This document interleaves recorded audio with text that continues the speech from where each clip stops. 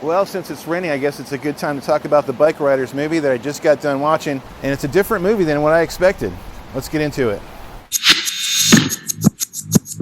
If you're a biker and on YouTube, I'm sure you're aware of the Bikeriders movie that was just released this past weekend. Well, I just had the opportunity to watch it, and overall it's a pretty good movie, but it did not meet my expectations going in based on all the trailers and movie previews that were being released. The movie moves along at a slow pace, much slower than what the previews convey. In fact, I believe every action sequence is shown in the previews. So by the time they arrive, you filled in the blanks in your mind based on the previews. The narration style that was chosen to move the movie along, which is performed by Jodie Comer's character Kathy, the wife of Austin Butler's Benny, while not as engaging as Ray Liotta's performance in The Goodfellas, as some press folk alluded to, it paces the speed of the movie. The movie accounts for the Vandals' start and rise as a motorcycle club. The early days were much like today's riding clubs. Events on the weekends, bike nights during the week, like-minded folks hanging out, talking about motorcycles.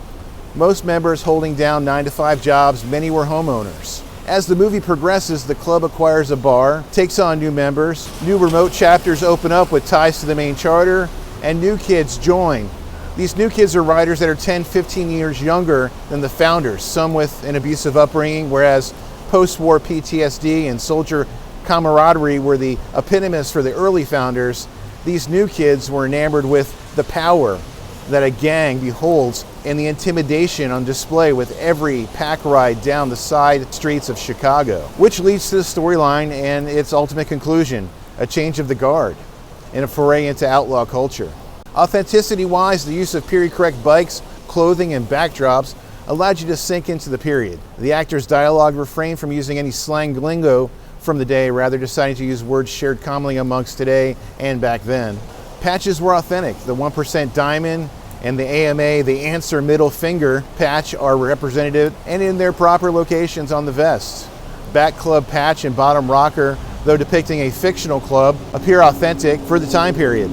The movie was no ode to Harley Davidson. Apparently, Harley Davidson didn't invest in the movie. The brand name was mentioned once. Tom Hardy's Danny referenced a knucklehead one time. Club members rode other brands, and I noticed some Triumphs and BSAs during the pack rides.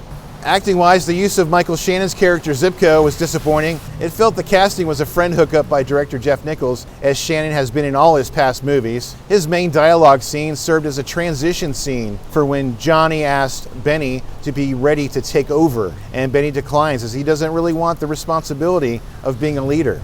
All the lead characters perform well, but the film is presented in a fragmented diary style by the narrator, played by Jodie Comer's Kathy, Benny's wife. There's a veil between you and the leads that doesn't get lifted until late in the movie, when they let the story run as if it was happening without the aid of narration.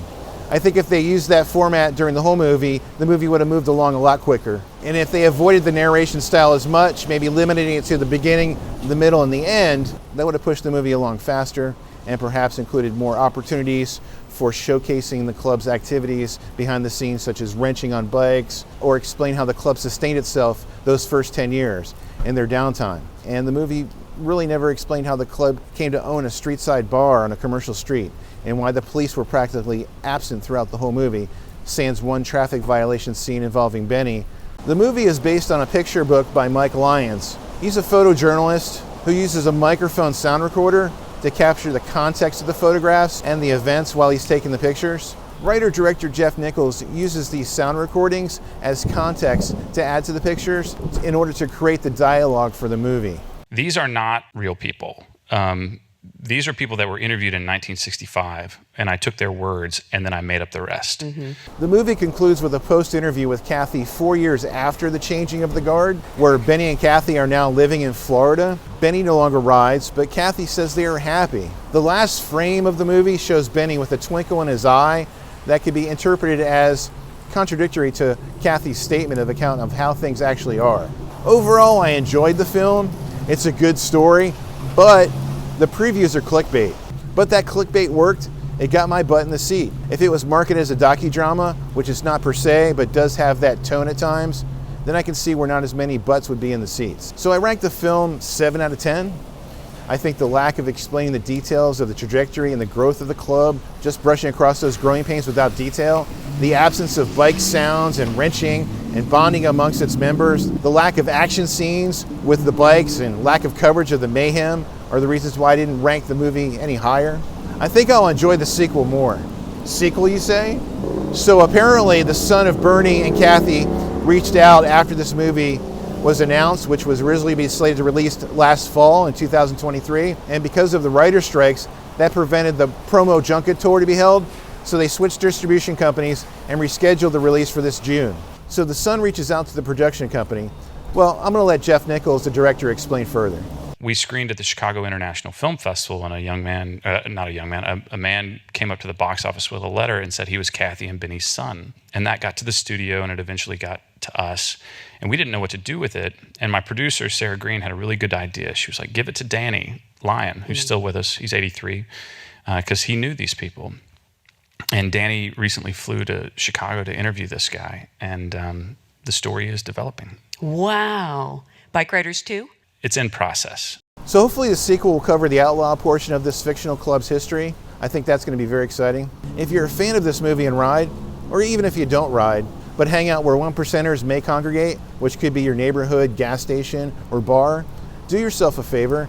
Don't buy and wear any of the Vandals apparel where the club logo is on the back, regardless if there's a bottom rocker or not. The merch has been rolled out and NBC is in charge of it. They have apparel on their website that mimics 1% club apparel. They also have a replica non-patched leather jacket that's selling for $1,250, which I think is silly because First Manufacturing Company has authentic jackets in the same style, ridden by real bikers for a quarter of the price. Link in the description below.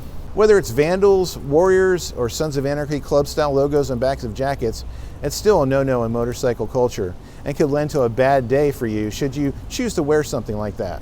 Well, that's all for this one, guys. Thanks for coming along on this atypical moto vlog on this rainy day here in Florida. My name's Kenny Quest. If you like this video, go ahead and click in the upper right-hand corner because I'm sure you're going to like that one too. And remember, if you ride, keep that shiny side up. I'll see you on the next one.